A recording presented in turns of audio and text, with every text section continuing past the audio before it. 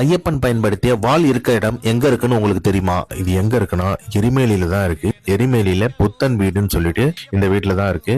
இந்த வீட்டுல தான் ஐயப்பன் ஒரு நாள் இரவு தங்கிட்டு இந்த வாளை விட்டுட்டு போனதாகவும் சொல்றாங்க. மகிழ்ச்சியை வதம் செய்து விட்டு இன்று இரவு ஒரு நாள் மட்டும் இந்த வீட்டுல தங்கி இருந்துட்டு போயிருக்காரு ஐயப்பன். இன்னுமே எந்த ஒரு பெரிய ரினோவேஷனும் இல்லாம பழமை மாறாம அப்படியே தான் இருக்கும் இந்த வீடு.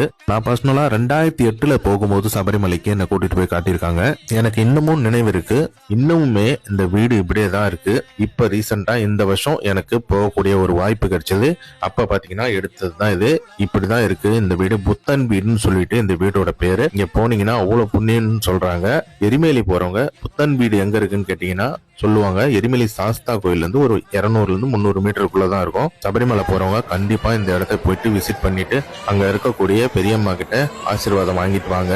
இந்த மாதிரி சபரிமலைக்கான இன்ட்ரெஸ்டிங் இன்ஃபர்மேஷன் மற்றும் அப்டேட் நம்ம சேனல்ல வரும். நம்ம சேனலை சப்ஸ்கிரைப் பண்ணி சப்போர்ட் பண்ணுங்க. Thank you friends.